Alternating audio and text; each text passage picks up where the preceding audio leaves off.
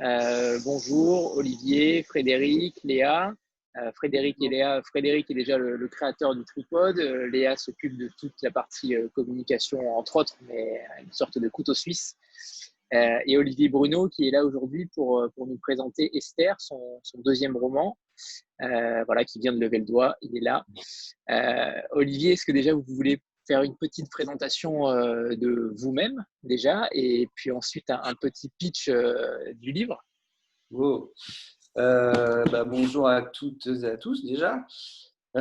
Qui je suis, c'est 13 questions. Donc, je suis un auteur tripode. Ça me définit maintenant en tant qu'être humain. Et voilà, donc j'ai sorti un premier livre qui s'appelait Dirty Sexy Valley il y a 3 ans déjà, qui était un objet en soi dont on parlera peut-être, qui était un petit exercice de style. Une sorte de parodie, hommage aux films d'horreur qui ont bercé ma jeunesse, on va dire, en version assez sexuellement explicite, on va dire. Et puis là, donc j'ai un nouveau livre qui s'appelle Esther, qui est sorti le 28 mai à cause du confinement, et qui n'a rien à voir, même si j'espère qu'on y retrouve un peu. On m'y retrouve un peu. C'est une sorte de vrai faux roman d'anticipation qui se passe un peu après-demain, dans 10-15 ans, et qui parle de robots.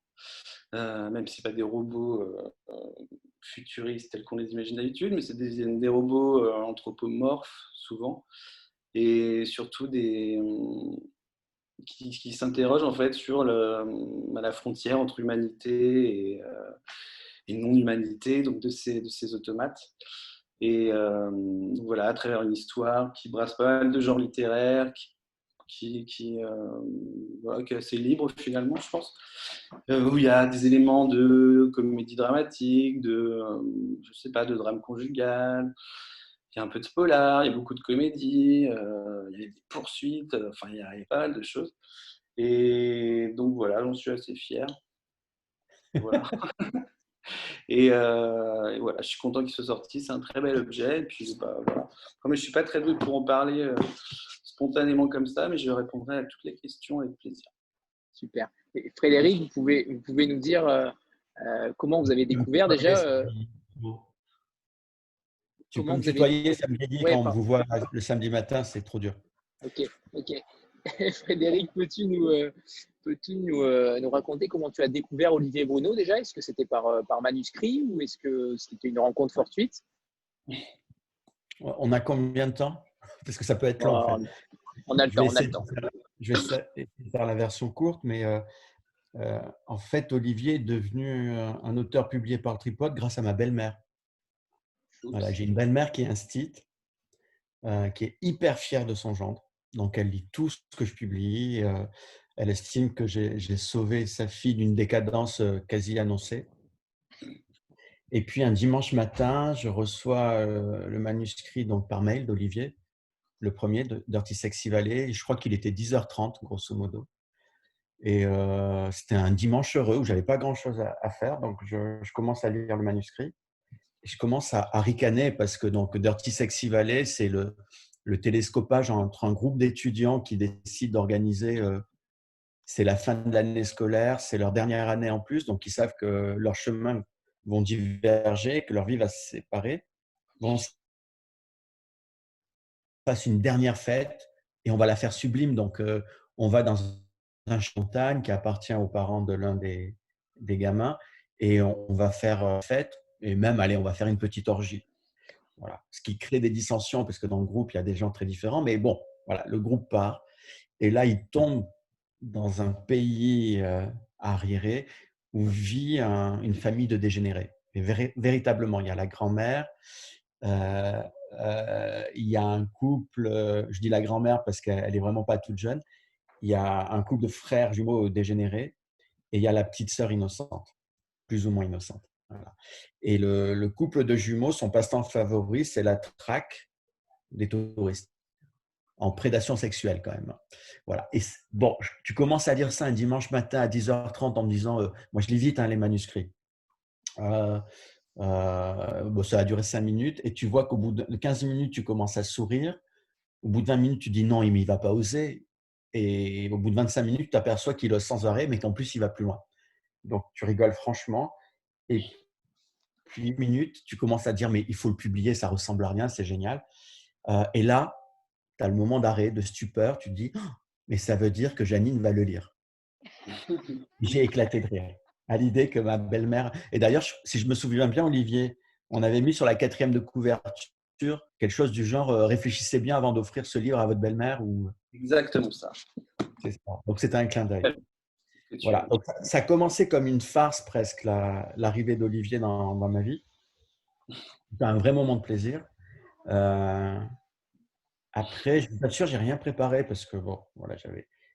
Et en commençant la discussion, en me disant mais qu'est-ce que je vais pouvoir dire sur Olivier Bruno, j'ai repensé à un livre que j'aime beaucoup qui est Le Surmal d'Alfred Jarry. Je ne sais pas si vous connaissez ce texte. Olivier, tu le connais toi? Pas du tout. Je crois Eh que ben, tu m'en as parlé, mais j'ai rien retenu je comme pense que tu adorais ce livre et je pense qu'il a les mêmes qualités que toi. Donc, Euh, moi, ce qui définit un grand écrivain, c'est sa capacité presque de sismographe à ressentir les ondes d'un monde et à les cristalliser avant tout le monde, à sentir les premiers tremblements de quelque chose. Et puis l'humour, donc la distance avec laquelle il peut analyser ce qu'il perçoit. Voilà. Et dans le registre des sociétés perturbées par la technologie, la performance, et des sexualités du coup remises en question. Il y a un ancêtre à Olivier, et j'avais, je crois pas fait le parallèle jusqu'à présent, c'est Alfred Jarry avec Le Surmal. Voilà. Donc je le fais très rapidement, mais Jarry écrit ce roman en 1903, et je vous jure, ça pourrait être un roman contemporain. C'est-à-dire que c'est un roman où on parle de gangbang, où on parle de dopage sexuel. Donc la trame de l'histoire, c'est une société qui dit mais combien de fois, enfin un groupe de copains quasiment qui badinent lors d'une soirée, qui se dit mais combien de fois l'homme peut-il faire l'amour à une femme? Voilà. Et donc il commence à faire des enchères en disant 15, 20 fois, tout le monde rigole. Et puis il y en a un qui va dire l'amour est un acte sans importance puisqu'on peut le faire indéfiniment. Et en fait, ce que moi je n'avais pas compris à l'époque, parce que quand je lis ça, je découvre le texte, je me dis c'est pas possible que cette question de la performance soit aussi présente dès le début du siècle. Et en fait, si on arrivait pile au moment de la société où, quand on regarde dans l'histoire des corps ce qui se passe, c'est un moment où le corps performance met en place. Donc, dans le monde du travail, c'est le moment où on met en place la médecine du travail. Dans le monde des loisirs, c'est le moment où la performance sportive devient une donnée majeure. Par exemple, c'est le moment des Jeux Olympiques, le moment du premier Tour de France. Euh, et dans la sphère des loisirs, c'est pareil. C'est le moment où, par exemple, à Paris, on met en place des piscines municipales pour que les gens s'entretiennent, soient en forme. Et le génie de Jarry, c'est de se dire, mais OK pour le travail, OK pour les loisirs, qu'est-ce qui va se passer quand ça va rentrer dans la sphère de l'intime, ce corps performant? Et il raconte cette histoire d'amour entre le gars qui dit, bah, en fait, l'amour est sans importance puisqu'on peut le faire indéfiniment, et une femme qui va relever le défi.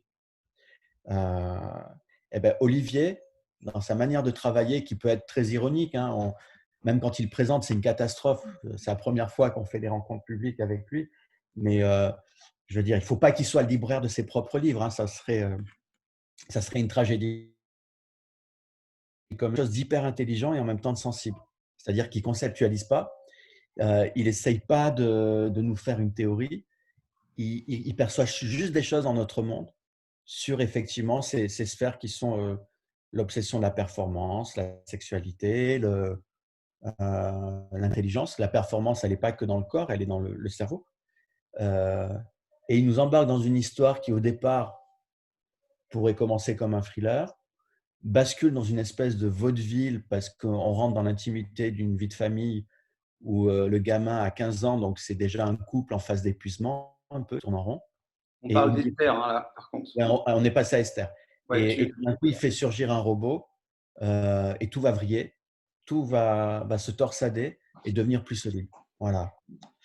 Un peu ce que je ressens quand je pense à Olivier et du coup, il se tire. Non, qu'est-ce qu'il fait? Je caresse mon chat. Ah, d'accord, je croyais que tu allais mettre de la musique.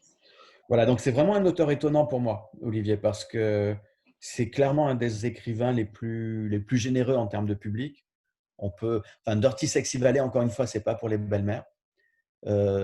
Mais Esther, vous pourriez le faire lire à quelqu'un qui est plutôt accro au polar, accro à la SF. Il y a un côté Blade Runner aussi dans cette course-poursuite entre un robot intelligent et des gens qui ne veulent pas du tout que les robots deviennent humains, en fait. C'est une vraie réflexion philosophique, ou en tout cas une vraie réflexion tout court, parce que entre ce couple qui se déshumanise presque à force de monotonie et ce robot qui éprouve des sentiments et qui devient humain, il y a une espèce de chassé-croisé qui est un peu troublant. Et puis honnêtement, il y a quand même toujours les mêmes qualités chez Olivier d'humour et de sensualité. Il y a des scènes. Alors, il les a plagiées en fait. Il nous a expliqué après coup que les scènes où le robot parle du plaisir, il a demandé à certaines de ses amies de lui expliquer comment ça se passait vraiment dans l'intérieur d'un corps féminin.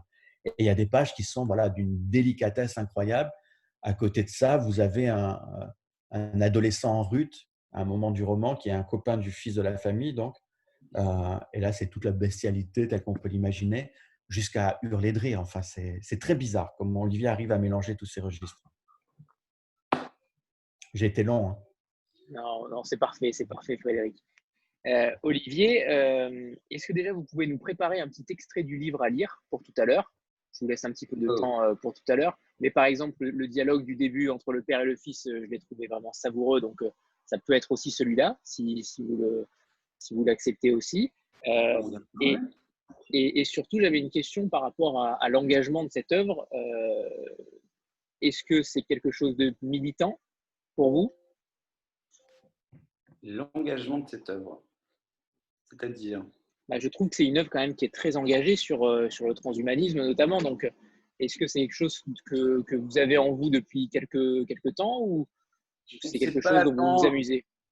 Non, je ne sais plus exactement. Si en fait, la genèse, on va dire, du roman, c'est un peu une photo, en fait. Le sujet des robots sexuels m'a toujours un peu intéressé. Je suis tombé sur une photo un jour qui était un très beau cliché d'une photographe qui spécialise justement qui fait un travail sur les utilisateurs de Love Doll, en fait, donc de poupées sexuelles, qui ne l'utilisent pas que sexuellement, qui en font des compagnes de vie, en fait, qui les considèrent presque comme des épouses à part entière, sauf qu'évidemment, elles ne sont pas mobiles, mais qui projettent en elles toute une vie, en fait, qui les voit comme des compagnes normales, on va dire. Et donc, cette photographe fait un travail là-dessus. Et il y a notamment un cliché, c'est un gros plan, en fait, d'une poupée, de sa bouche, qui est très beau, qui est très stylisé, qui est très belle lumière, etc. Et qui, de loin, ressemble totalement à une bouche féminine humaine, on va dire, sauf que si on regarde bien, il y a une pellicule, par exemple, de silicone qui se décolle, il y a des stries sur la lèvre, et ça ressemblait en fait à... moi, je l'ai tout de suite vu un peu comme... évidemment, c'était des dégâts qui étaient causés par l'usure ou par des chocs. Moi, je l'ai vu... j'ai imaginé que ça puisse être dû à une maltraitance passée. Et je me suis mis à imaginer par quelles épreuves avait pu passer cette poupée. Enfin, cette poupée, on appelle ça poupée maintenant, parce que c'est un peu générique, mais ce robot sexuel, on va dire, si elle devenait un robot sexuel. Et donc voilà, ça a commencé comme ça, en essayant de construire une espèce de petite biographie virtuelle à ce cliché. Et puis voilà, donc ça c'était le tout début. Après, de militants ou d'engagés, c'est pas conscient en fait. Ça, c'est des choses qui se construisent au fil de lecture, au fil de pas que des lectures sur le sujet, d'ailleurs, des lectures sur tous les sujets sociétaux, tout ce qu'on veut que j'ingurgite. Et voilà, au fur et à mesure, l'histoire s'est étoffée de détails, de questionnements. Et je pense pas tant que c'est un roman engagé qu'un roman qui pose... c'est un peu bateau de dire ça, mais c'est un roman qui pose des questions, en fait. Moi, j'espère que ça transparaît, j'essaie pas d'être donneur de leçons en aucune manière, j'essaye de… voilà, il y a eu un journaliste qui a dit que j'essaie d'ouvrir des portes, c'est libre au lecteur ou non de les franchir. Et c'est vraiment l'idée, c'est voilà, parler de thèmes qui m'intéressent, des sujets contemporains, et ensuite, voilà, en faire un… Parce que moi, je suis très attaché au fait d'être voilà, exigeant, rester exigeant et intelligent dans la mesure du possible, de capacité, mais aussi accessible et divertissant. Et voilà, j'essaie voilà, de construire des divertissements intelligents, on va dire, euh, voilà, innervé par tout un tas de sujets qui m'intéressent. Et voilà, après, évidemment, il y a un propos qui transparaît en filigrane, c'est évident, ça reste moi. Je peux être totalement objectif. Mais je pense que ça parle moins des robots en tant que tels et du futur voilà, que d'humanité, ces frontières un peu mouvantes et de plus en plus floues. Et, et aussi de rapport homme-femme, tout simplement. Ouais, c'est important de rappeler que c'est pas un roman sur les robots, clairement. Vous avez raison. Oui, c'est ça. Voilà. Il faut vraiment se dire. C'est pas un roman de science-fiction classique où voilà, on se place des dizaines d'années, on imagine vraiment un futur qui ne ressemblerait en rien ou qui serait un prolongement de notre présent hypertrophié. Là, c'est vraiment un vrai faux roman d'anticipation où on se place 10-15 ans voilà, dans l'avenir, mais pour mieux, dans un avenir qui ressemble vraiment à notre présent, sauf qu'on parle de ce présent. C'est une façon de parler de ce présent sans tomber dans un réalisme à outrance, une espèce de naturalisme. Là, voilà, on est un peu à la limite de la satire du présent, et c'est plus aisé de la faire en se plaçant une dizaine d'années plus loin, où finalement tout reste possible. Donc, ça a une plus grande liberté d'imagination et de création, je pense. Voilà. Sarah Ouais, pardon, à force de chercher comment on fait, je crois que j'ai oublié ma question. Mais non, si. Tu dis que tu aimerais soulever des questions, mais c'est quoi les questions que tu aimerais qu'on se pose une fois la dernière page tournée?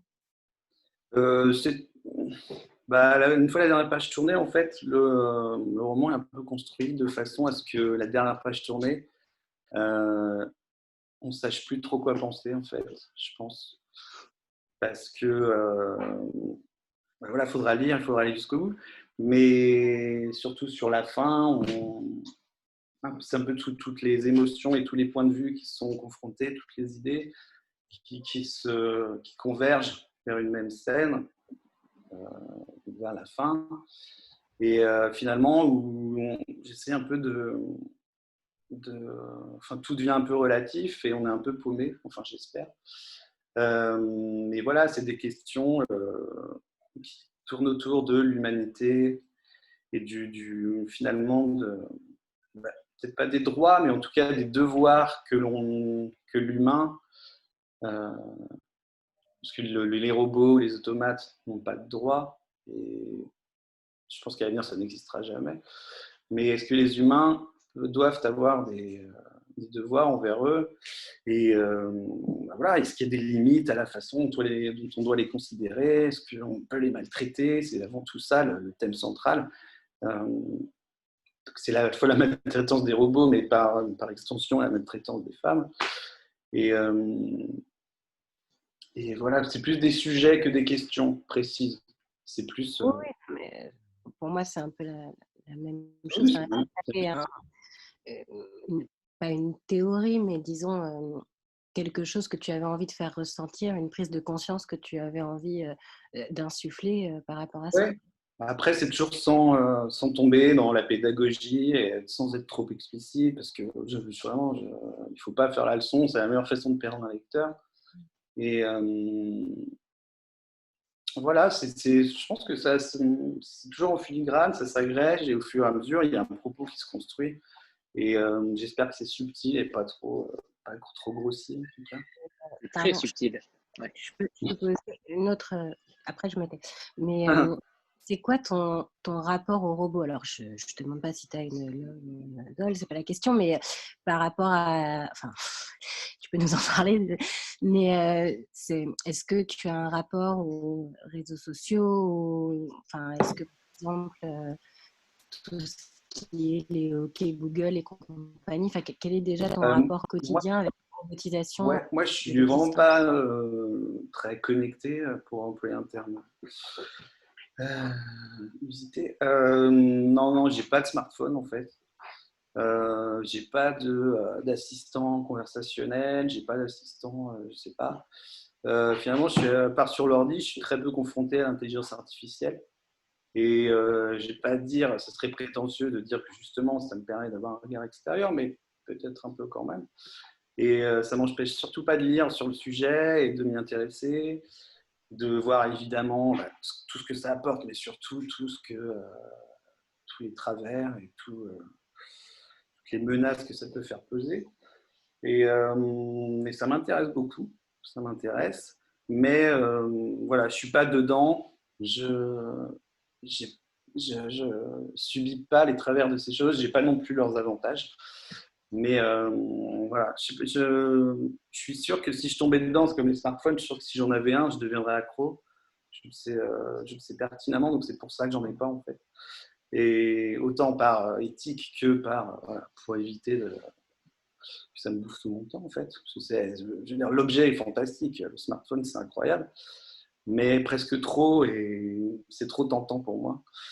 Et, euh, et voilà, je sais plus trop ce que je voulais dire. Mais non, voilà, je suis extérieur un peu au sujet et c'est pour ça que ça me permet, j'espère, d'avoir un regard un peu objectif sur la question de, de tout ça.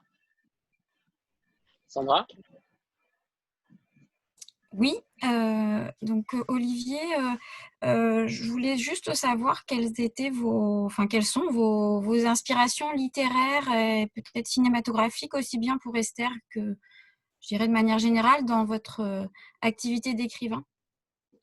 Alors pour chacun des livres, c'est très différent parce que le premier, donc The Sexy Valley, c'était vraiment, comme je disais, un hommage parodique au film d'horreur, on va dire des années 80.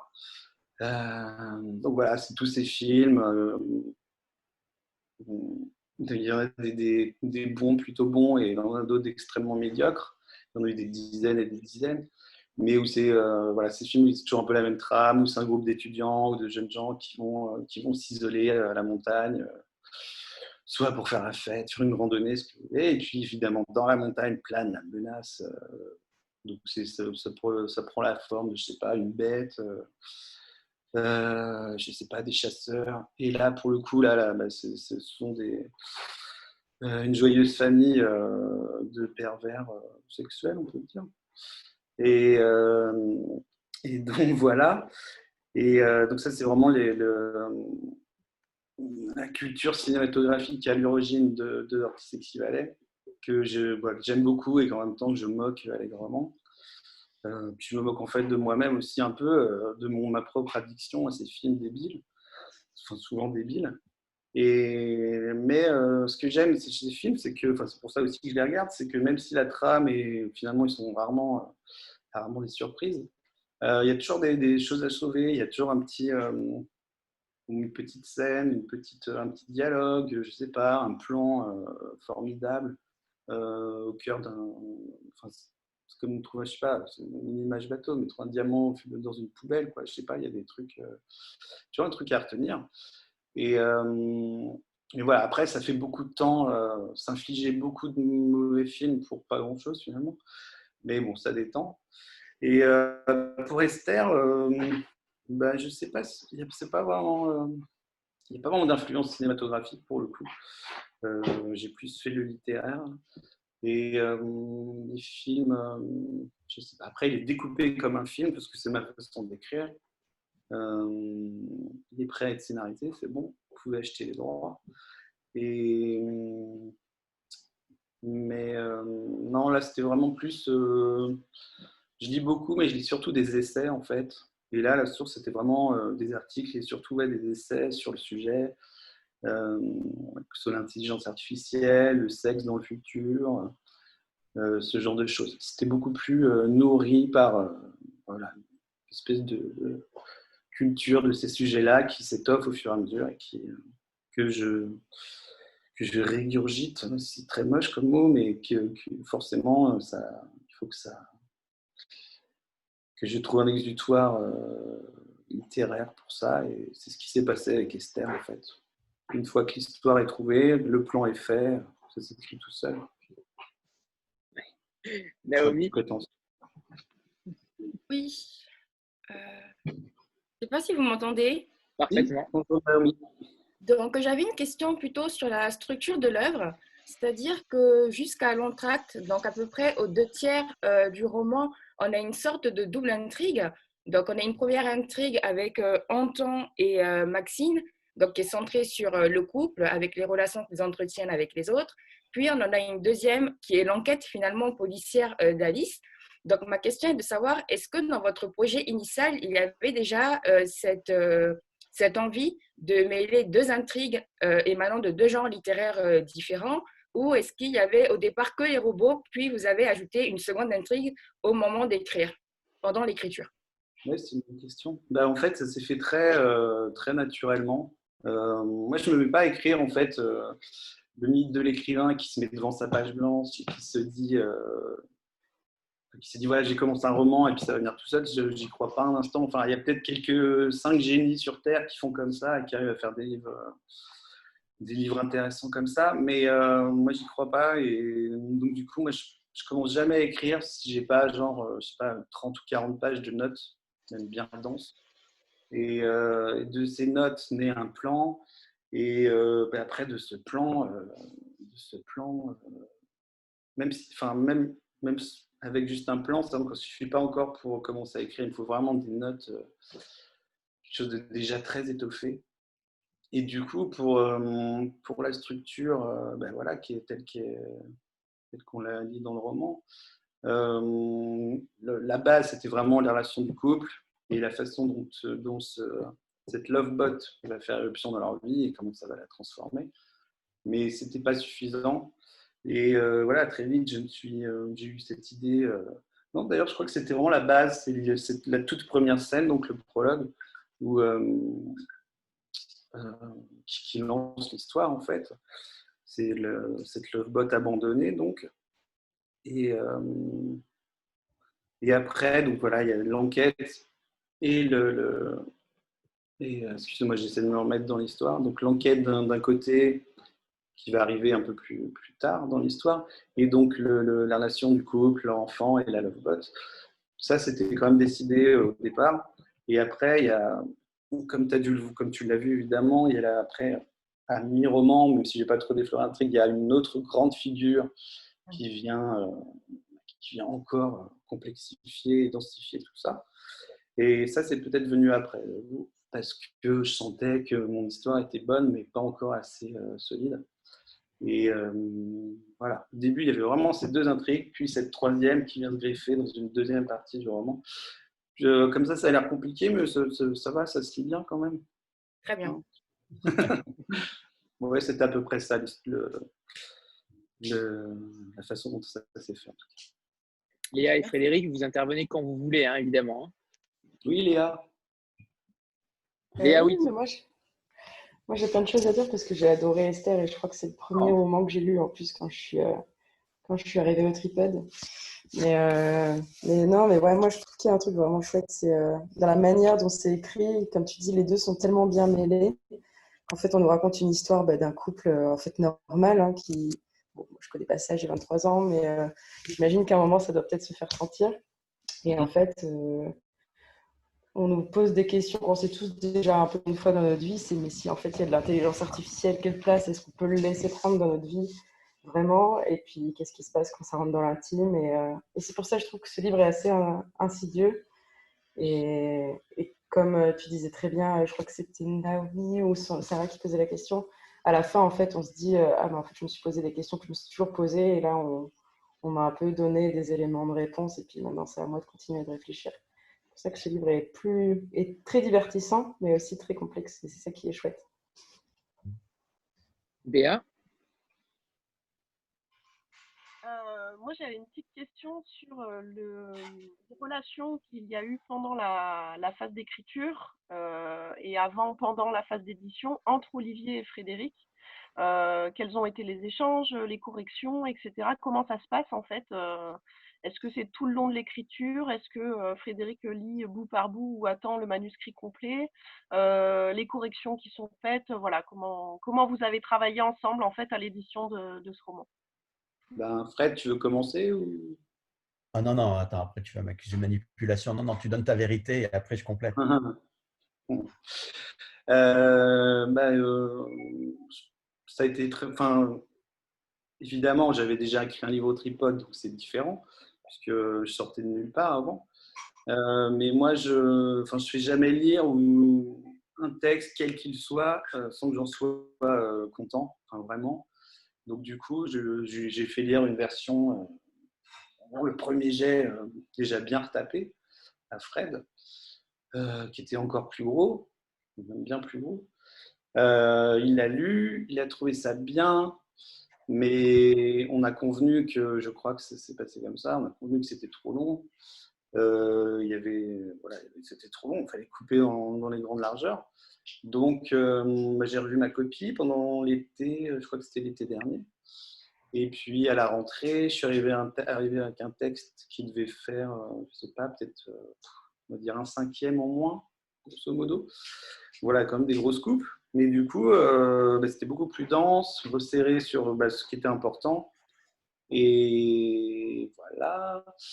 Donc cette version-là était bien. Et puis après, il y a des relectures, il y a des corrections, il y a des détails à changer. Mais après, c'est un processus, j'imagine, assez naturel, qui n'a rien d'exceptionnel, je pense, par rapport à d'autres maisons et d'autres parcours d'écrivains, en tout cas dans les rapports éditeur-écrivain. Fred, bon voilà, je ne vais pas faire le faillot, mais il n'est pas interventionniste, il laisse bosser, et puis après, on convient ensemble de ce qui est le mieux pour le roman, en fait, tout simplement. Et voilà, il n'y a pas eu de gros travail, pas eu de directive.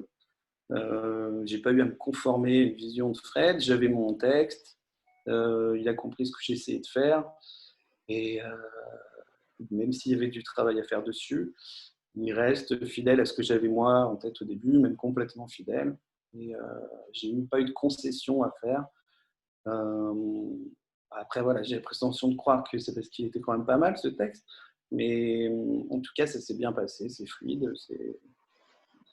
Je sais pas, j'ai pas d'autre chose. À noter que ça va bientôt couper, donc il suffit juste de se reconnecter en cliquant sur le même lien que tout à l'heure. Et Frédéric, la réponse. Si Olivier est dans le juste, dans le vrai. Écoute, il est forcément dans le juste parce qu'une des premières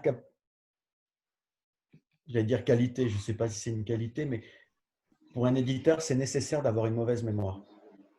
C'est-à-dire de garder une certaine naïveté dans le rapport qu'il a avec un auteur et dans la lecture de son texte dans ces différentes versions.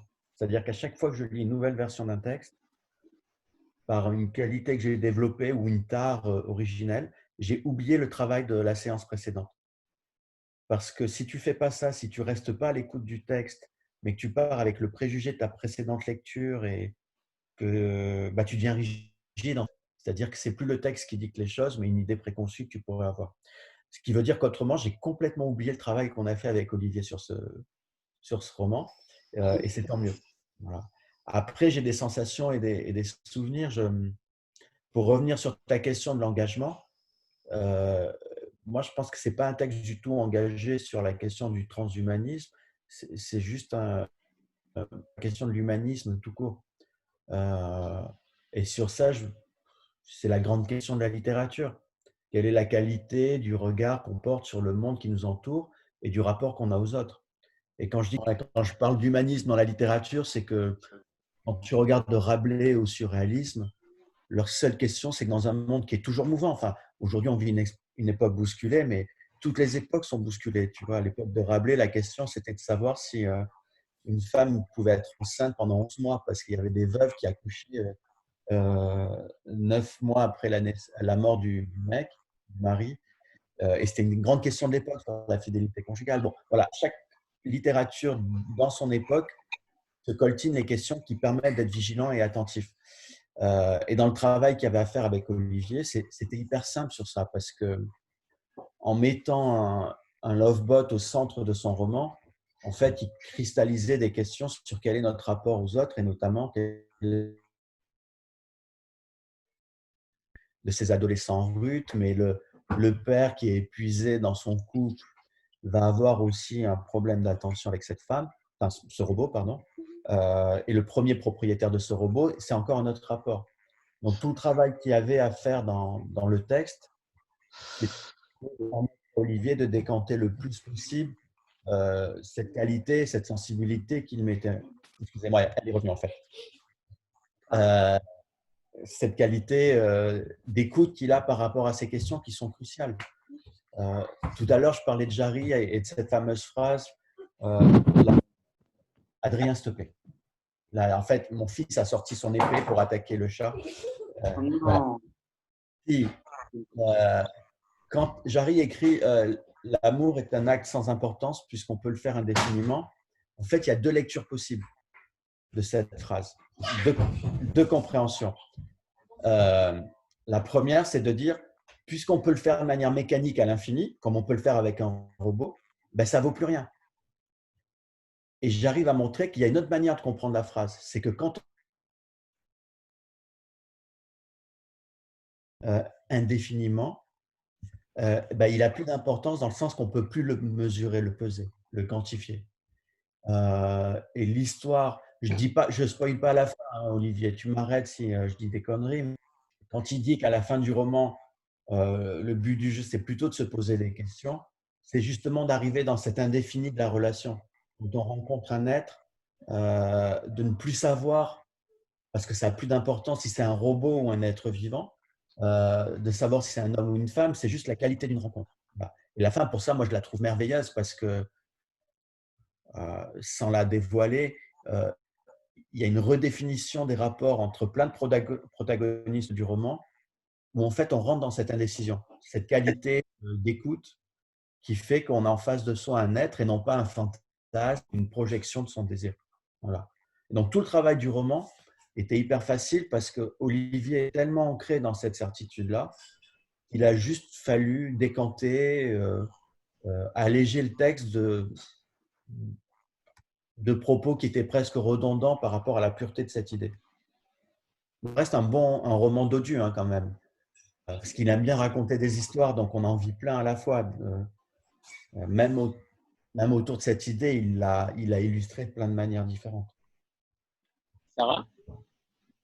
Oui, alors déjà, pardon parce que moi je ne l'ai pas lu. Le sujet je le trouve très bien et tout, mais je n'ai pas du tout eu le temps. Je me posais juste une question qui peut paraître anecdotique, mais dans le processus d'écriture, moi, ça m'intéresse toujours. Pourquoi est-ce qu'elle s'appelle Esther? D'où est venu le choix de ce prénom? Parce que c'est quand même un prénom très connoté et dans la Bible, c'est pas n'importe qui. Qui serait connoté comment, justement? C'est une femme de pouvoir, Esther, qui a le pouvoir de renverser pas mal de choses. Je voulais juste savoir s'il y avait en fait, c'était très peu réfléchi. Je voulais que le roman porte le prénom, enfin le nom de la bot. Mais au début, j'avais, je sais pas, pensé à des prénoms un peu, on va dire, japonisants pour caricaturer, puisque les lovebots sont très... c'est le Japon est le pays du monde où il y a le plus de poupées sexuelles, de love dolls. C'est là où cette culture est le plus implantée. C'est là où il y a des gens qui ont des rapports assez insensés avec des poupées inertes, quoi. Et donc voilà, l'influence à la base, c'était le Japon. Et puis bon, finalement, j'ai essayé d'en faire quelque chose de plus universel. Et je savais pas, enfin moi, c'est stupide, mais voilà, j'ai une pote qui s'appelle Esther et je trouve que ce prénom est très très beau. J'ai pas cherché à donner plus de sens à ça. En fait, je trouvais que c'était beau et mystérieux, que ça pouvait très bien lui aller et que ça fait un beau type de roman parce que voilà, c'est beau et c'est intriguant et il n'y a pas une réflexion profonde n'y a pas un sens caché à chercher derrière le titre, malheureusement. C'est pas de souci. Voilà. Je le trouve beau. C'est surtout ça. Béa? Bah, moi, je crois que c'est la première question que j'ai posée à Olivier. Ah non, pardon, t'as dit Béa. Je suis Oui, non, mais désolée. vas-y, Oui, Léa, ouais. si tu as des choses à dire, je Allez-y. suis pas prête. Non, non, je disais juste que je pensais que tu me donnais la parole. Moi, c'est la première question que j'ai posée à Olivier quand je l'ai rencontré. C'était pourquoi Esther, donc c'est rigolo. Voilà, J'ai c'est tout. répondu ça, ouais. Ouais, t'as dit parce que c'est joli et j'ai dit c'est la meilleure réponse. Voilà, pardon. Béa, je te laisse la parole. Il n'y a pas de problème. Moi je suis toujours très intéressée par la chaîne de l'édition. Mais là, c'est quand même plus une question à l'auteur. Une fois que le livre a été édité, quelle sensation as-tu, Olivier? Est-ce que c'est un bébé qui part du nid, comme les parents qui laissent leurs ados prendre leurs envols une fois que les études sont finies? Ou est-ce qu'il n'y a aucune importance et que c'est tant mieux, on passe à autre chose? Voilà, c'est... Comment ça se vit en tant qu'écrivain, la sortie du livre?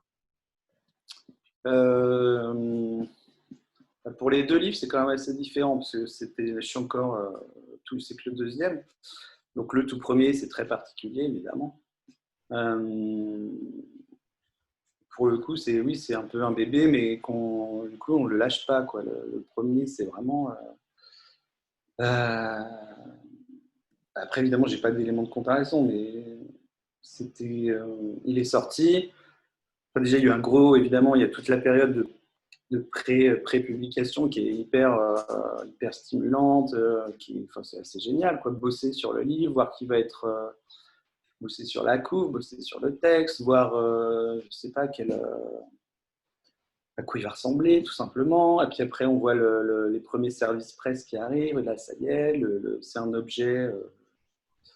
C'est un bouquin, quoi, donc c'est pas rien. Le bouquin, ça laisse une trace. C'est quand même s'il y a des millions de gens qui écrivent des bouquins, bah voilà, ça reste un peu, en France en tout cas, c'est un peu sacralisé le livre et il y a tout de suite un petit prestige, un petit cachet.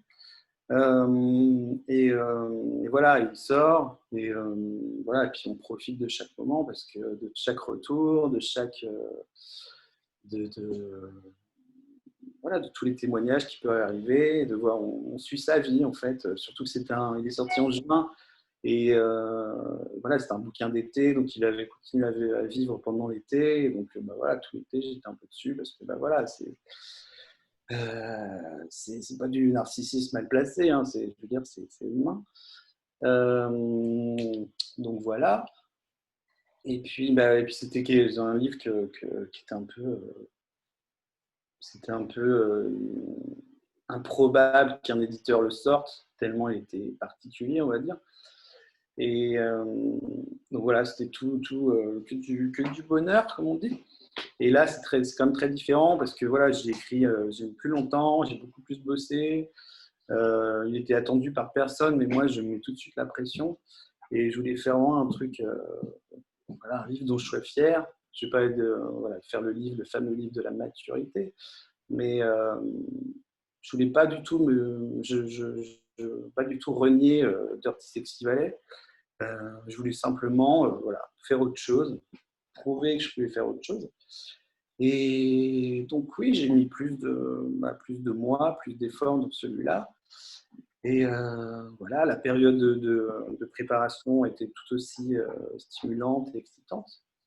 Et voilà, là, je sens que je suis beaucoup plus en demande de retour ou d'amour que pour le premier, parce que je suis censé désormais avoir le statut plus ou moins d'écrivain, et du coup,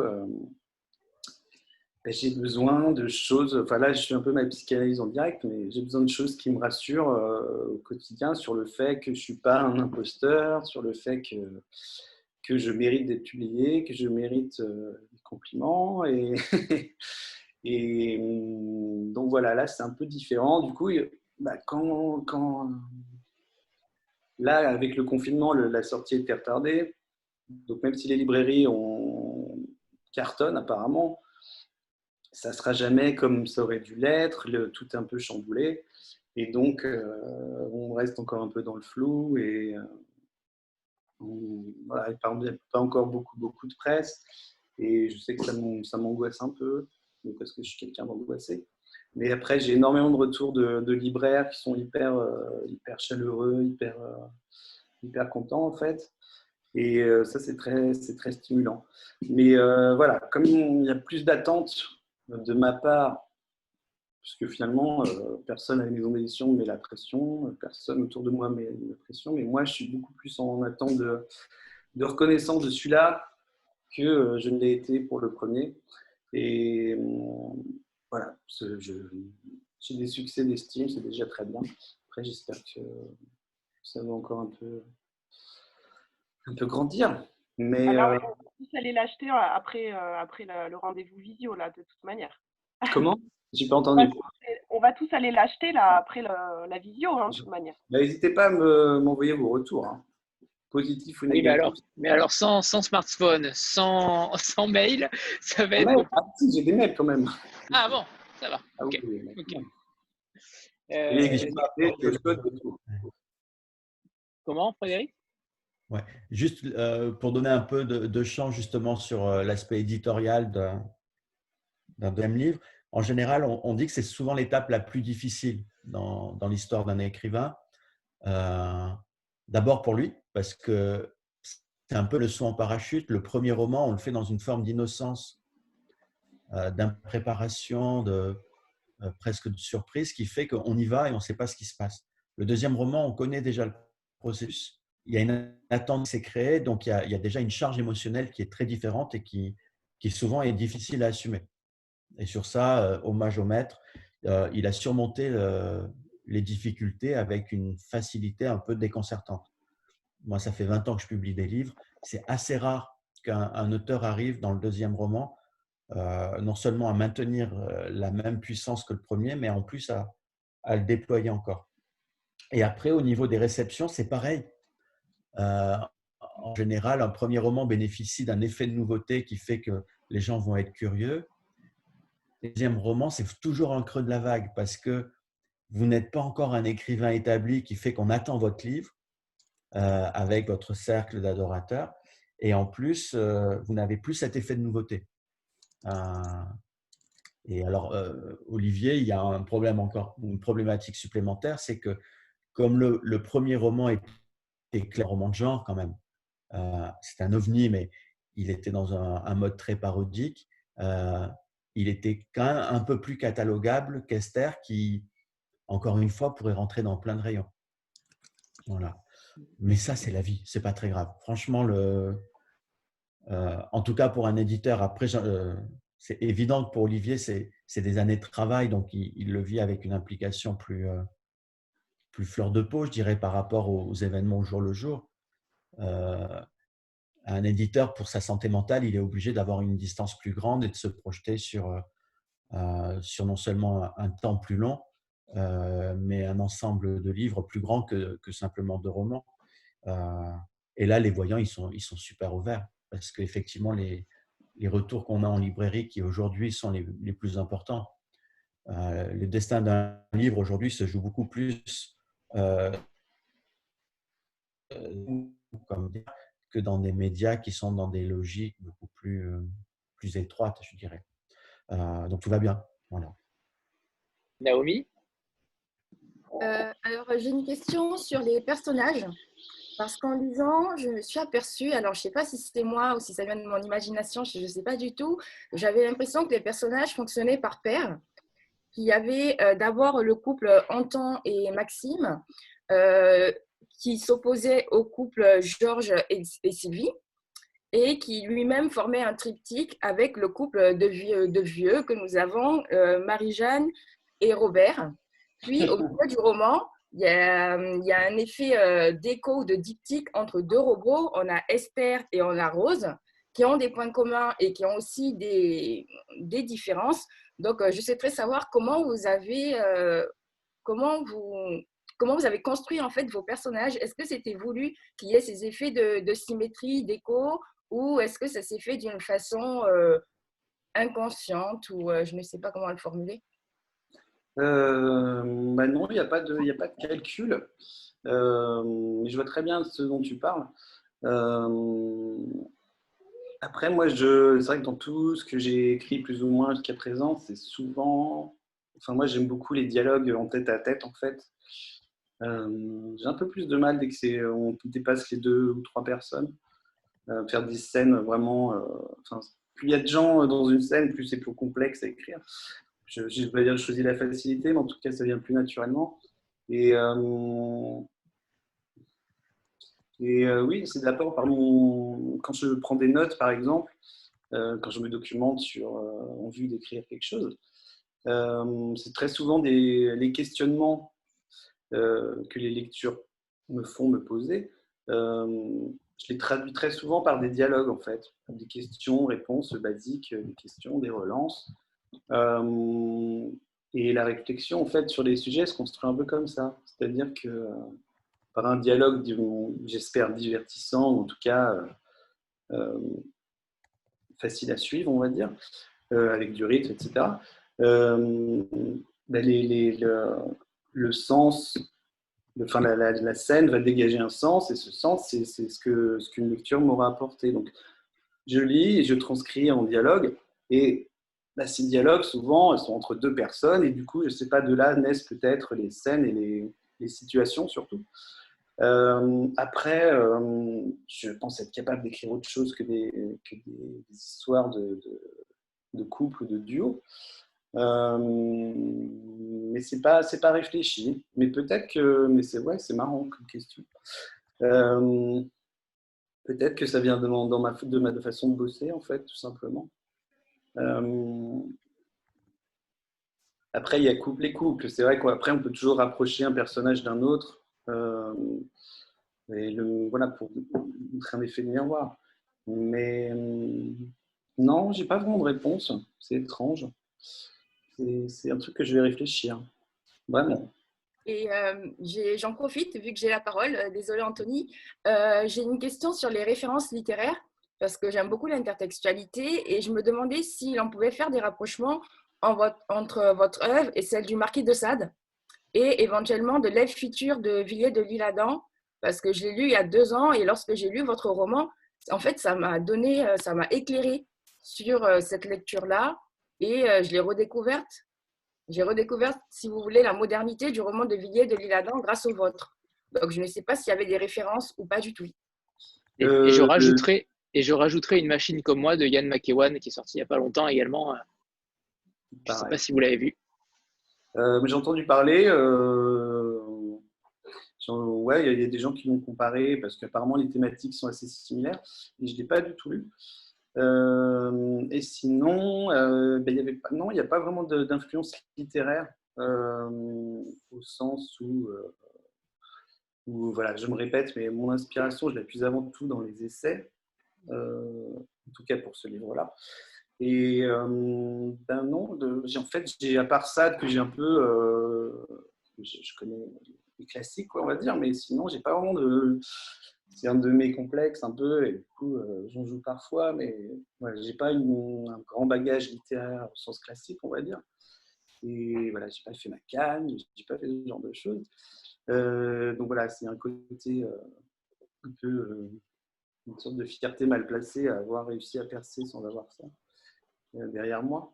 Et du coup, maintenant, les romans, évidemment, quand on lit, on est toujours tout de suite influencé par un style, une écriture, même de façon immédiate, souvent.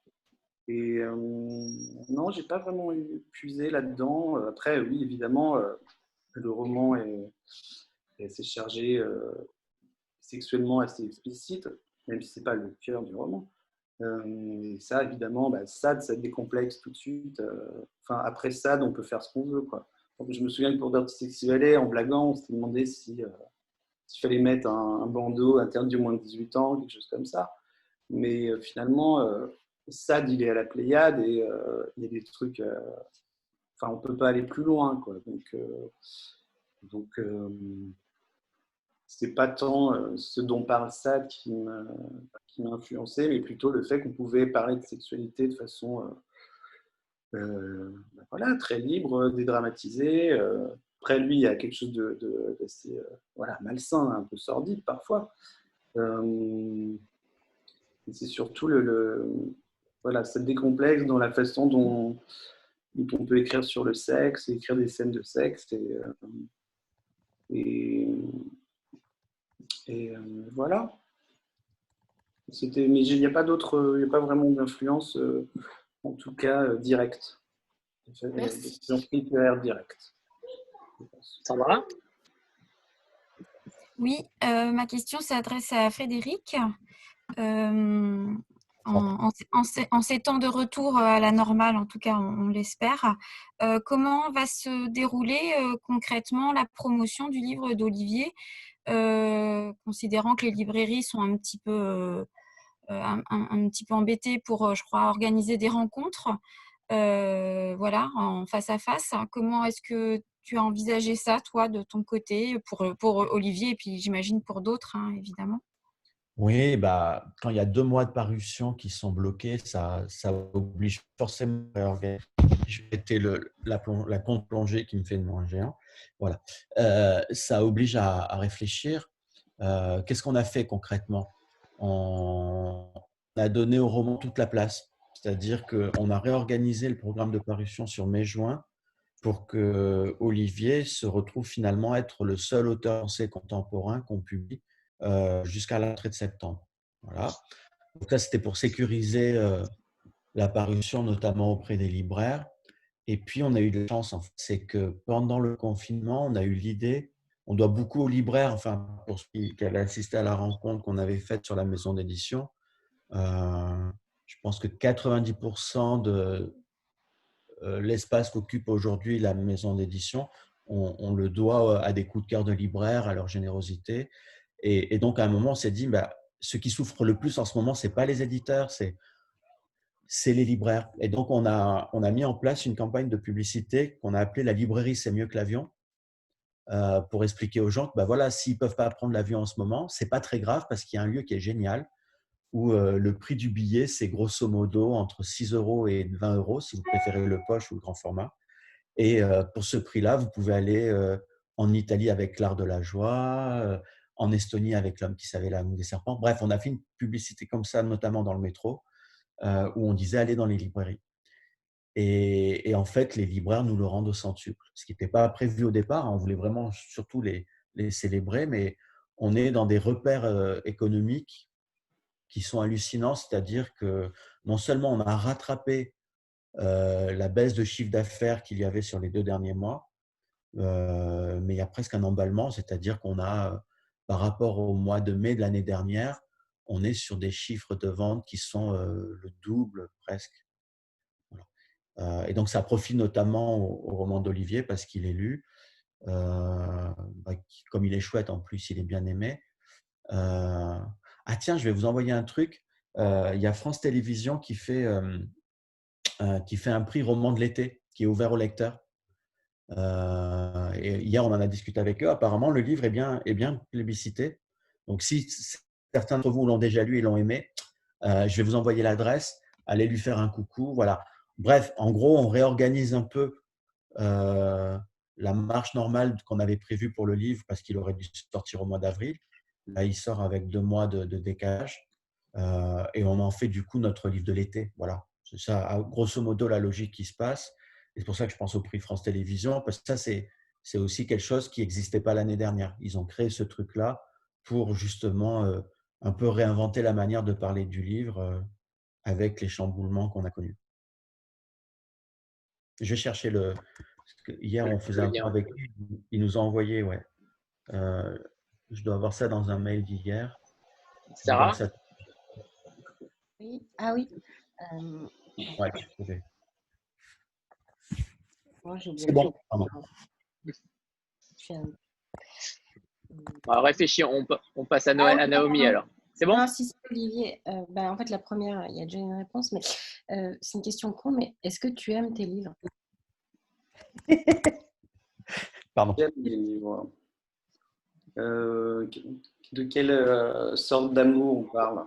Est-ce que tu es satisfait? Est-ce que ça t'arrive de les relire? Est-ce que tu aimes en parler? Est-ce que tu es contente de ton travail? On ne parle pas de relations charnelles avec les livres. Hein.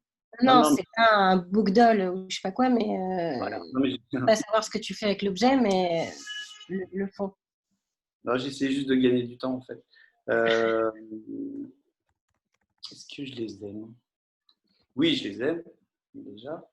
Voilà, après le premier, donc, qui était assez extrême à tous les niveaux, bah, j'aurais pu me dire que voilà, c'était un truc un peu de jeunesse et le laisser derrière moi. Et pour voilà, acquérir mes lettres de noblesse en tant qu'écrivain, c'est arrivé. Mais non, non, pas du tout, je l'aime beaucoup. Je ne le renie pas un instant. C'est toujours moi, je suis toujours voilà, branché sur ces sujets, sur ces genres de délire. Bon, après, il m'arrive de me replonger dans les pages de temps en temps. Il me dit, ah, c'est un petit peu maladroit. Il y a des petits détails qui me chiffonnent un peu. Euh, des choses que, voilà, s'il fallait les réécrire aujourd'hui, je modifierais quelques trucs. Mais non, je l'aime. Et puis, surtout, il est tellement. Enfin, il est quand même assez clivant, hein, je ne vous le cache pas. Donc au C'est un moins. objectif pour toi de cliver? Non, non, c'est pas du tout un objectif. Voilà, il existe comme ça, je l'ai voulu comme ça, et il se trouve que bah, c'est thématique et la façon dont voilà, qui ne peut pas plaire à tout le monde, mais du coup, quand on l'aime beaucoup. Et voilà, les gens m'en parlent encore aujourd'hui, je reçois toujours des témoignages et je ne peux que l'aimer encore. Quant à Esther, bah, c'est encore tout frais, donc je sais, enfin, je l'aime beaucoup au sens où bah, c'est un très bel objet, je trouve. Et surtout, j'assume presque chaque ligne. Enfin, quand je m'en plonge dedans, je ne me dis pas maladroit, ce mot-là aurait dû être là, bref, des détails comme ça, ou même sur des passages plus longs, évidemment. Et pour l'instant, non, j'assume tout, donc je l'aime beaucoup. Peut-être que ça changera dans les mois ou les années à venir, mais non, non, voilà. Puis moi, je ne suis pas très vieux, mais quand même, c'est pas tout jeune pour sortir le premier bouquin. Et du coup, je pense que ça leur donne un truc un peu spécial. Voilà, je les mets côte à côte dans la bibli, ça me fait déjà 2 beaux bouquins à mon nom. Et voilà, c'est très égocentré, mais j'en suis fier. Ouais. Je ne sais pas si je les aime, mais j'en suis très fier. Naomi?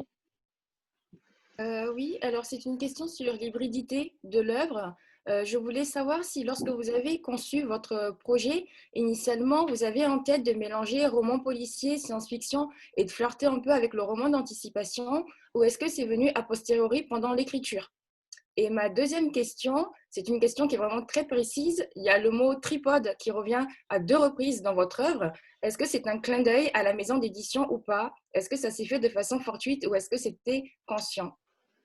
Bah, c'est les deux, en fait. Le mot, il correspond à la scène et à la situation. Et puis en même temps, oui, c'est des petits clins d'œil un peu infantiles, mais c'est les genres de choses qui me font rire un peu.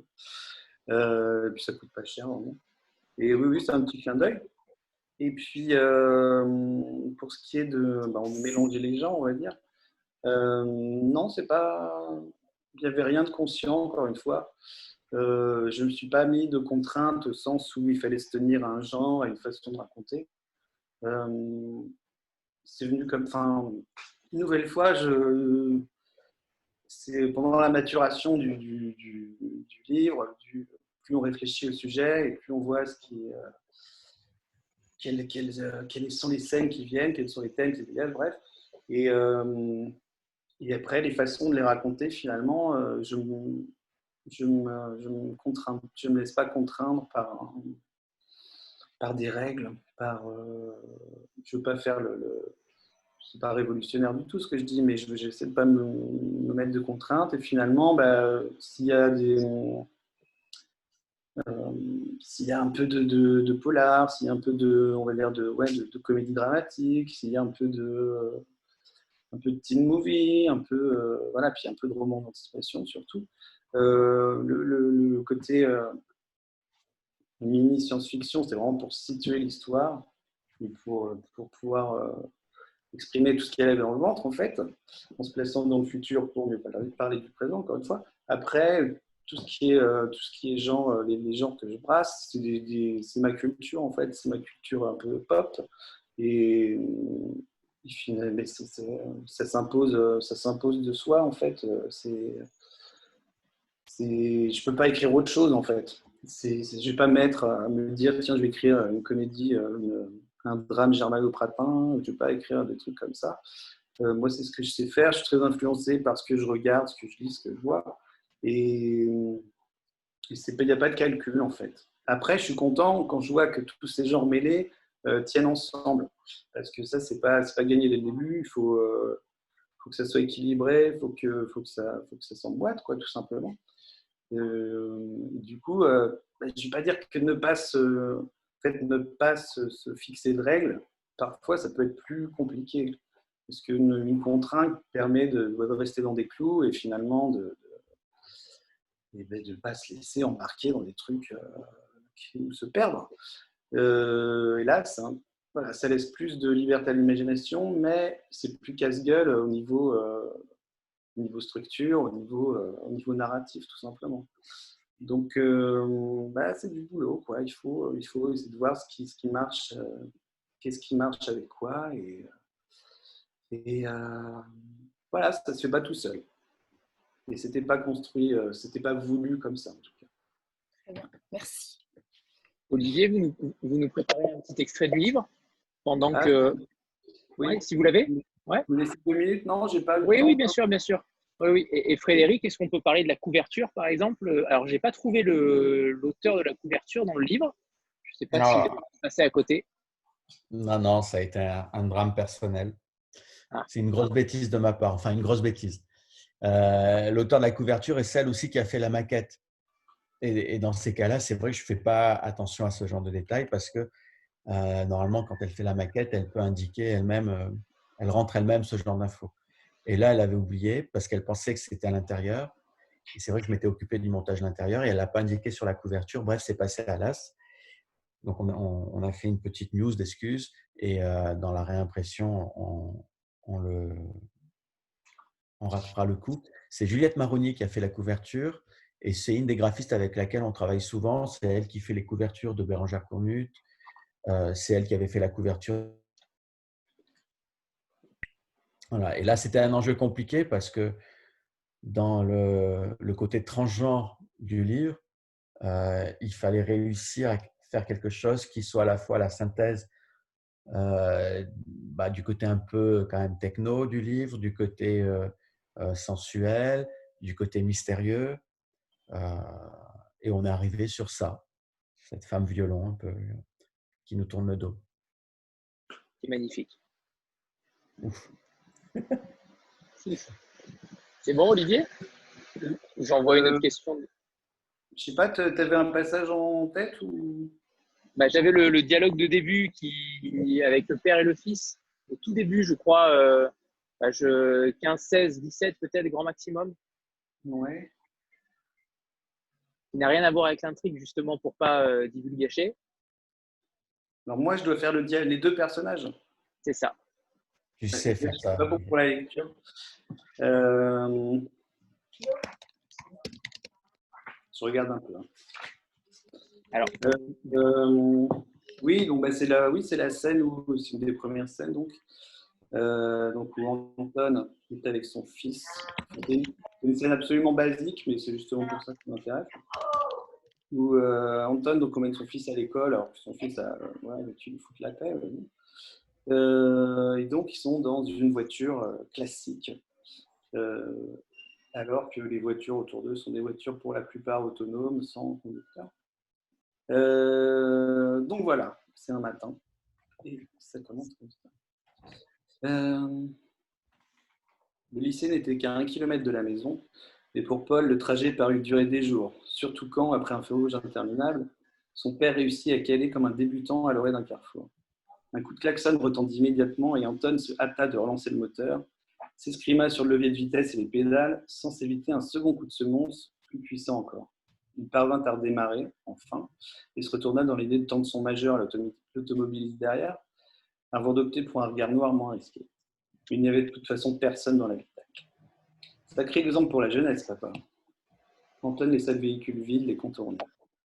Foutu robot, il doit retourner à son agence de location, comme le gentil petit esclave qu'il est. Mais pourquoi tu t'embêtes encore à conduire? Crois-le ou non, je préfère encore avoir mon destin entre mes mains plutôt que le laisser entre celles d'un automate sans âme. Mais personne ne lui demande d'avoir une âme. Tu le programmes pour aller d'un point A à un point B, et miracle, c'est pas un point C qui t'emmène. C'est de l'obéissance pure et simple, c'est le contraire d'avoir une âme. Et si le système plante, on fait comment? Imagine, on passe à côté d'une école, et tout à coup des mômes sortent de nulle part et traversent devant la voiture. C'est déjà trop tard pour freiner, alors qu'est-ce qu'elle fait? Elle dévie sa trajectoire pour aller dans le mur, et nous tue tous les deux sur le coup? Ou bien elle continue tout droit et fauche 3 ou 4 de ses gosses? Qui elle choisit de sauver? Ou surtout, qui décide, en définitive? Utiliser des enfants innocents pour justifier. T'en sors pas grandi, papa. Écoute, quand j'aurai l'âge de prendre la voiture, les soirs où je rentrerai ivre-mort de soirée, tu seras bien content qu'elle me ramène toute seule à bon port. Tu veux ta gifle à ce moment-là ou bien tout de suite? Bon alors, t'as une réponse à mon problème? Je suppose que dans ce genre de cas, on n'a plus qu'à s'en remettre à Dieu. Ah, mon petit génie de fils n'avait pas pensé à ça. Imagine tout le temps que tu aurais pour toi, papa, pendant que le volant tournerait tout seul. Tu pourrais faire tellement d'autres choses. C'est vrai. Tu pourrais déjà être plus tranquille pour se parler. Bon, t'as raison, c'est peut-être pas une si bonne idée finalement. Bon, ça va à l'école en ce moment? Papa, ça va, j'ai pas à me plaindre. Fin de la conversation. Il y a quoi que ce soit dont tu veuilles me parler? Je veux dire à propos de choses dont un fils a parfois besoin de parler à son père. Attention, on est bientôt arrivé pas. T'as une copine? Non, pas ça. Tu sais, c'est pas grave. Moi-même, j'attendais longtemps avant d'avoir ma première petite amie. Pas maintenant, papa. Je veux dire, je veux pas que tu sois inquiet si jamais. Je suis pas inquiet, parce que si tu as le moindre, papa, je veux pas parler de ça avec toi.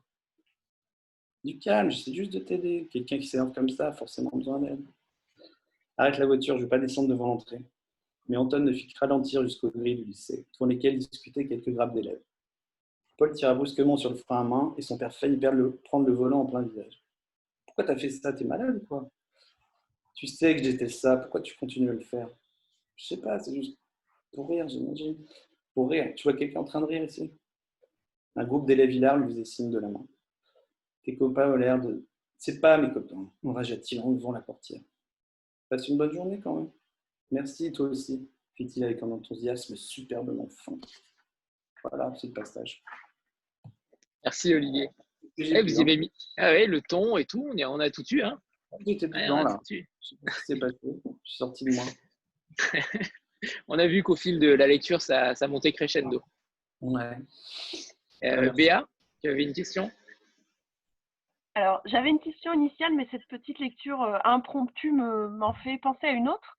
Est-ce qu'il est envisagé et de manière plus générale, quel est votre avis sur les livres audio en fait? J'ai une très très faible connaissance de la chose. Je sais qu'il y a de belles adaptations, on en a déjà parlé, mais j'avoue que je ne connais vraiment pas assez ce domaine pour en parler. Après, mais là, c'est stupide, mais rien qu'en lisant mon texte là, comme ça, je me rends compte qu'il y a, avec évidemment des comédiens ou des choses comme ça peut être intéressant. Ouais. Il y a du rythme, il y a de la musicalité, oui, c'est évident. Alors, ça va peut-être parler d'un roman en cours ou à venir. On a vu que vous avez mis déjà combien de temps à écrire Dirty Sexy Valley? Alors, c'est difficile à dire le temps parce que voilà, j'ai un métier basique avec des horaires de bureau et du coup, ça laisse pas forcément beaucoup de temps ou d'énergie pour le faire. Donc voilà, il faut trouver le temps où il est. Dirty Sexy Valley, ça s'est fait assez vite. C'était un peu dans une salle comme ça où je me suis laissé emporter un peu. Pour Esther, c'est beaucoup plus long et c'est pas que je l'ai écrit difficilement, mais voilà, le temps, je l'ai trouvé avec difficulté. Et donc, je sais pas, ça a dû s'étaler sur 2 ans peut-être. S'étaler, hein. C'était vraiment par intermittence, mais il y a eu plus de boulot, ouais. C'était moins spontané en tout cas. Est-ce que vous écrivez encore aujourd'hui sur quelque chose ou pas encore? Pour vous laisser le temps à Esther. J'arrête jamais vraiment, hein, mais c'est un peu prématuré là pour en parler. J'ai pas mal de sujets en cours, de projets. De projets, mais j'essaie de voir voilà, ce que chacun a dans le ventre, si l'un ou l'autre mérite que je m'y perde un peu plus, que je le développe, que je l'étoffe. J'en suis plutôt à cette phase-là, pour l'instant. D'accord. Il n'y a rien de concret, en tout cas. Naomi? Oui, j'ai une dernière question sur les chats qui sont insérés à l'intérieur du roman, puisqu'on a Tony Truant, il me semble que c'est son pseudo, Ouais. qui discute en fait avec d'autres hommes qui ont également des lovebots. Et on a ces discussions qui sont retranscrites vraiment sous la forme d'un chat. Donc ma Ouais, c'est question comme était un de forum, en savoir, fait. est-ce que vous vous êtes rendu sur des chats et vous vous êtes inspiré de l'écriture en fait qui se pratique sur les chats, ou est-ce que ça s'est fait d'une façon plutôt naturelle et vous n'avez pas eu besoin de vous rendre sur ce genre de forum? Non, bah non, je suis pas allé. Je sais qu'ils existent, mais je me suis pas inspiré de conversation. Je me suis dit que ça pouvait être comme ça, tout simplement. Après, la forme, la forme du forum de discussion, évidemment, je ne l'ai pas inventé. Mais non, c'est en fait la conversation est déroulée comme un topic de forum classique. Et avec voilà, 5-6 utilisateurs de Lovebot qui échangent et puis on voit évidemment que dans toute la conversation, il y a même une dramaturgie un peu interne. Mais non, je l'ai imaginé, sans fausse modestie, je ne me suis pas comment dire, plongé dans ce monde-là qui est à mon avis un peu glauque. Ouais, j'ai pas envie que ça me déprime. Et du coup, j'en suis resté à mon imagination. Merci. Avant on fait avant d'avoir une nouvelle question, on a pour habitude de faire un petit screenshot de tout le monde, le légendaire. Donc, si tout le monde a l'air d'être là, oui, c'est bon. On peut y aller pour le screenshot. C'est bon pour tout le monde? Tout le monde est OK? C'est bon? Olivier, vous avez le droit de sourire. Hein. Moi, je suis pas doué pour ça. Super, c'est bon, c'est fait. Et c'est Naomi qui avait une question? Non, pardon, Béa. Béa. Oui, mais j'en ai une autre. Hein. Ouais, je sais. La liste est longue. Alors, Béa avant et après Naomi. Naomi, tu pouvais enchaîner hein, si tu voulais. Ah non, je t'en prie, vas-y. Moi, j'avais une question pour Frédéric. Tout à l'heure, tu as évoqué donc le fait que Esther serait un peu finalement le roman de l'été. Par contre, est-ce qu'on peut rapidement parler des projets de la rentrée dans la maison d'édition, revenir plus sur une question générale de la préparation de la rentrée pour vous? Oui, en fait, la rentrée va se scinder en deux. Il y a la rentrée littéraire et on publie un seul roman là aussi. On est un peu aux antipodes par rapport au livre d'Olivier. Ça se Et à noter passera qu'il y a un live, lundi soir à 19h. Il faut oui, s'inscrire c'est vrai. pour ce livre-là.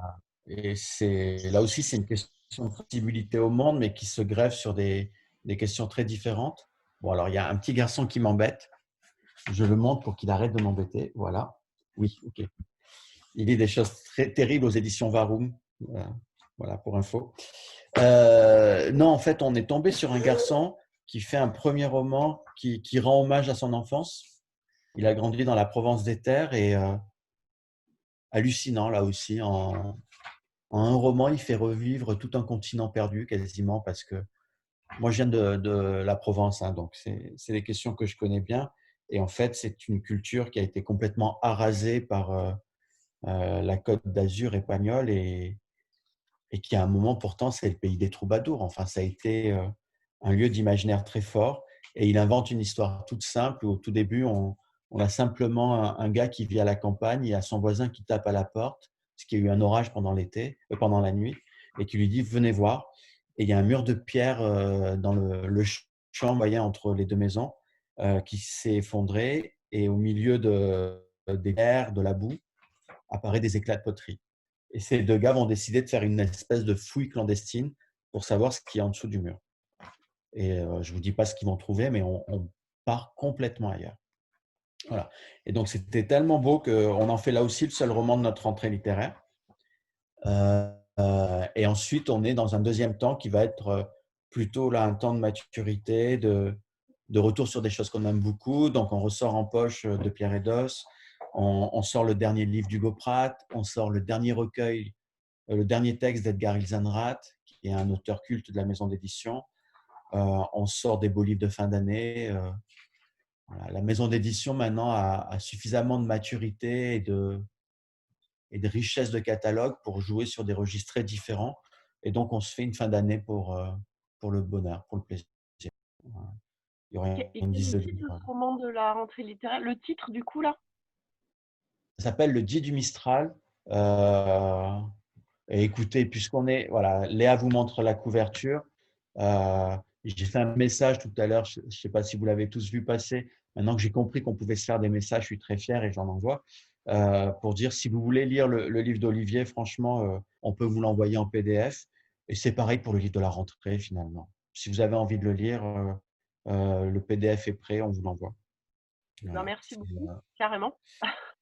Non, mais c'est des textes de partage. Quand je dis qu'un écrivain, il est là pour nous rendre attentifs à ce qui nous entoure, le texte d'Olivier Macbouchard, c'est le nom de l'auteur, c'est un texte qui parle de filiation. Donc, c'est un enfant de la République. Hein. Il a des parents qui ne lisent pas du tout, qui tenaient une petite boutique dans Apt, qui est un village du Luberon, qui a fait Sciences Po, qui maintenant travaille dans la finance aux États-Unis, mais qui a une mémoire, qui sait d'où il vient. Et donc, c'est un texte plein d'amour sur les parents, sur ces gens comme ma mère qui portent en eux une gouaille, une oralité fantastique et qui n'ont pas conscience de la richesse de l'histoire qu'ils portent en eux, qui croient qu'ils n'ont pas de culture. En fait, ils ont une culture beaucoup plus… c'est une intelligence populaire, mais voilà. Donc, on fait une rencontre avec lui lundi. Vous verrez, pour ceux qui ont envie de se joindre, c'est vraiment une belle personne. Et quand tu finis ce roman, je crois que dans la quatrième de couverture, on a mis que c'était un télescope orienté vers les dieux. Tu te sens appartenir à une constellation infinie. Voilà, à travers une toute petite histoire, il t'apprend des choses vraiment importantes. Voilà. Et ouais, puisque je suis lancé sur les livres à venir, marquez partout où vous pouvez, sur votre frigo, sur vos agendas. Janvier 2021, publication du Démon de la colline au loup. Voilà. On a un livre pour janvier. Une grosse baffe littéraire. Comme Mais ça, à je l'ai chaque déjà fois au tripod. marqué. Ah non, mais là, tu n'as pas conscience. En fait, le garçon qui a écrit ça, vous voyez souvent, en fait, quand je parle d'un texte, ça rejoint aussi ce qu'on avait déjà pu échanger ensemble. Moi, je parle des auteurs parce que tu ne peux pas faire d'un texte juste une mignardise, quelque chose qu'on écrit pour faire joli ou intelligent. C'est à chaque fois un truc un peu existentiel. Et en fait, en janvier prochain, on a le premier roman d'un journaliste qui est spécialiste en affaires judiciaires. Donc, son quotidien, c'est des viols, c'est des meurtres, c'est des trucs… son bureau, c'est le tribunal pénal il est en Bretagne, de Saint-Brieuc. Voilà. Et il a vu tellement de choses terribles pendant 15 ans qui l'ont remué, qui lui ont fait réfléchir à ce que c'était que l'humanité, justement, qu'il a écrit un roman qui, en 200 pages, vous raconte l'histoire d'un homme qui finit en prison. Mais c'est voilà, une langue incroyable et une qualité d'émotion qui fait qu'à la fin, tu sais qu'il n'y a pas de bien, il n'y a pas de mal. Il y a juste une humanité qui se remplit de ce qu'elle rencontre. Et parfois, c'est très beau et parfois, c'est très moche. Comme ce satané chat qui est en train de m'arracher ma main droite. Bon, pardon. Naomi? Oui, dernière question. C'est une question sur la seconde intrigue, celle qui est avec Alice et Tom, donc l'intrigue policière. Jusqu'à la moitié du roman à peu près, on n'en sait pas plus. En fait, on en sait autant que Alice et Tom, mais le lecteur n'a pas une longueur d'avance. À la moitié du roman, il y a une sorte d'analepse vertigineuse dans laquelle on repart dans les circonstances du crime en fait de Tony Truant. Et à ce moment-là, le lecteur devient un peu une sorte de dieu, de roi, puisqu'il en sait plus que les enquêteurs. Donc ma question est de savoir pourquoi vous avez voulu en fait que le lecteur soit un peu dans une position surplombante par rapport à ces deux personnages-là à ce moment précis de l'œuvre, au milieu du roman. Du coup, tu parles de quel passage en particulier où le lecteur se sent justement j'ai noté la page. avant. C'est aux Ouais. alentours de la page 214, 215, c'est dans l'entracte, juste après l'entracte. Ah d'accord. Lorsqu'on découvre en fait Tony Truant qui est en train de se faire injecter du produit dans les veines, mais je ne peux pas trop en dire parce que les amis ne l'ont pas lu. Injecter. Injecter là, je te suis pas. En fait, c'est Naomi qui a écrit le livre, hein, il faut le dire. Non, pas du tout. Oui, tu as développé tes propres... Non, c'est page 200, je ne sais plus. En fait, il y a Tony Truant, deux messieurs qui arrivent de la compagnie, qui rentrent dans son appartement. Il refuse d'ouvrir. Il pousse la porte. Ah non, Puis, je ne sais pas si vous voyez. Si, je vois très bien la scène, mais c'est pas lui. C'est pas lui. C'est... Je mélange avec les personnages alors. Bah, c'est pas très grave. Hein. Non, en fait, cette scène, c'est donc un journaliste. Il y a un journaliste qui a critiqué, qui a remis en cause l'espèce de grand Manitou des nouvelles technologies qui apparaît donc à mi-roman, on va dire. Et ce journaliste, donc, il a soudain une notoriété. Il a une notoriété soudaine qui explose comme ça et qui en profite parce qu'il voilà, il a fait du clash comme on fait maintenant pour se faire connaître. Et évidemment, ce grand démiurge qui ressemble un peu à un Steve Jobs ou quelque chose comme ça, mais un peu plus psychopathe, on va dire. Quoique Steve Jobs était bien maintenant. Mais et du coup, on comprend que ces deux robots, on ne sait pas que c'est des robots, mais ces deux personnages, mais là, pareil, je ne vais pas trop en dire, ces deux personnages sont là en mission pour le faire taire, tout simplement. Donc, on fait exécuter les bases d'œuvres dans cette époque-là, en tout cas, on fait exécuter les bases d'œuvres par des automates qui, par définition, ne risquent pas la prison, même si après, si on voit qui a donné l'ordre, évidemment, on peut remonter à la source. Mais c'était cette scène-là, en tout cas, c'était pas le mort. On va dire. Je me suis mélangeante les personnages, là, je m'en rends compte. C'est peut-être ma faute. Mais c'est très bien fait, hein. Bravo. Merci, c'est gentil. On n'a pas parlé, Olivier, de votre parcours, comment vous en êtes arrivé à écrire. Parce que c'est vrai que celui-là, en tout cas, Esther, fait preuve d'une immense maturité, j'ai l'impression, au niveau d'écriture. Donc, j'ai du mal à imaginer qu'avant, vous n'écriviez pas avant 2017. Vous écriviez peut-être, mais... J'écrivais, oui, avant la sortie de Dirty Sexy. Comment aller à l'essentiel disons que j'écris de façon, on va dire, sérieuse depuis une dizaine d'années. Avant, c'était plus des petites tentatives comme ça, mais qui n'étaient pas assez, on va dire, professionnalisées dans la démarche. Parce que je pense que si on veut vraiment avoir un texte qui voit le jour, on va dire, qui soit imprimé ou qui soit tourné, parce que moi j'écrivais surtout des scénars. Il faut vraiment bosser, il n'y a pas de secret. Je vous dis, il y a quelques génies qui arrivent à faire des choses formidables, mais sans effort, mais pour moi c'est rarissime. En tout cas, c'est pas mon cas. Donc voilà, il y a une dizaine d'années, j'écrivais des scénars, en tout cas des projets de films, des projets de séries. Donc des fois, on m'a des gens qui ont des boîtes de prod, qui ont pris des options sur des textes. Voilà, ça permet ça fait un peu d'argent de poche, mais ça fait évidemment pas vivre. Et puis il n'y a rien qui se concrétisait vraiment. Il n'y avait pas puis je voyais pas vraiment comment ça pouvait changer en fait. Donc j'en ai eu un peu marre, j'ai un peu laissé tomber. Et puis parce que voilà, le milieu de l'audiovisuel, je vais pas faire une grande généralité de caricature, mais je sais pas si c'est plus vicié que le monde de l'édition, qui est quand même pas mal. mais en général. Mais voilà, il y a tellement de barrières pour des gens qui n'ont pas de réseau, qui n'ont pas de recommandations, qui n'ont pas de bon cursus. C'est très dur d'exister. Du coup, sans que ce soit conscient, je suis arrivé, je me suis retourné après l'audiovisuel vers le monde de l'édition, parce qu'au moins, il n'y a pas d'intermédiaire, je veux dire, entre un scénario, son achat, son tournage, sa sortie, blablabla, il y a 50 étapes. Au moins là, on va vers un éditeur, il le lit, il n'aime pas, et puis voilà, c'est réglé. Donc le contact est direct, même si le jugement d'un texte peut être expéditif, hein, évidemment. Parfois, il y a des textes, au bout de 3 lignes, on sait que ça ne va pas le faire.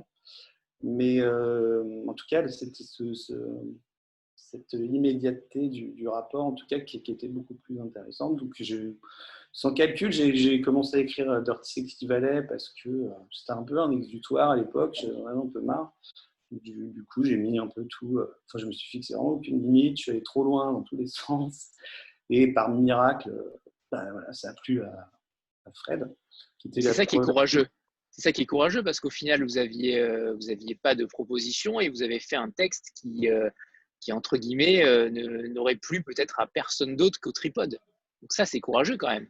Bah oui, Alors que vous auriez pu faire quelque chose de plus consensuel et je sais pas si c'est courageux parce qu'en fait, plus j'avançais dans l'écriture et plus je me disais mais personne ne voudra éditer ça, ça va trop loin, c'est trop bête.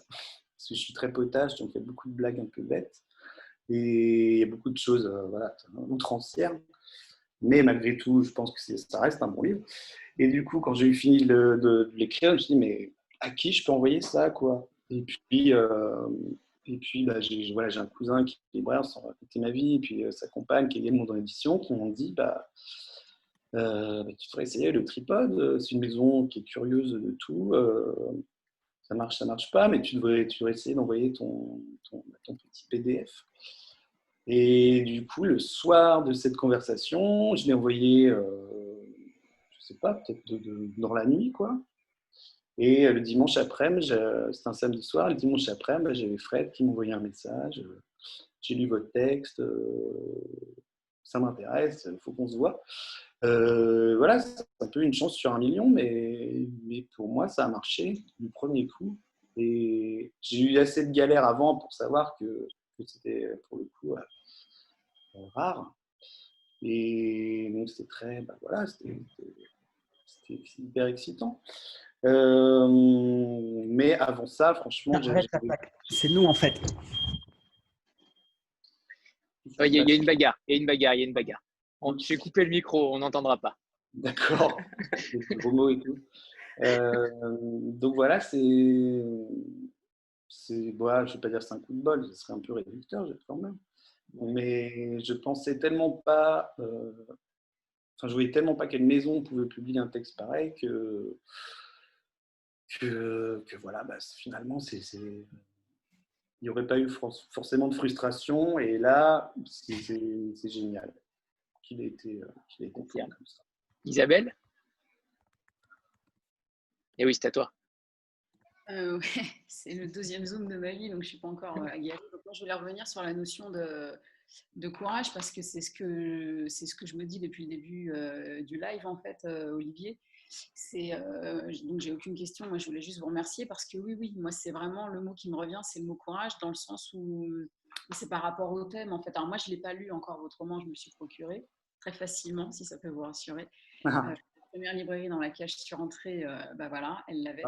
Et je trouve ça très courageux et très audacieux de vous être emparé de ce thème parce que moi, un de mes sujets d'étude, c'est le rapport qu'entretient la fiction avec le réel, dans le sens où longtemps on a considéré que la fiction reflétait le réel, en était le miroir, mais il est possible aussi de se demander dans quelle mesure elle ne conditionne pas le réel, c'est-à-dire qu'au lieu de la refléter uniquement, dans quelle mesure on n'est pas biberonné en fait par des tonnes de représentations littéraires ou cinématographiques de ce que doit être, je ne sais pas, une demande en mariage, un banquet, une rencontre, etc. Et dans quelle mesure la fiction n'est pas également, en plus d'en être le reflet, le conditionnement de notre réalité. Et du coup, là, en plus, vous apportez, par le courage qui est le vôtre, de vous emparer d'un thème aussi tabou, finalement, quelque part. Et c'est quand même très nouveau. Enfin, je ne suis pas certaine que...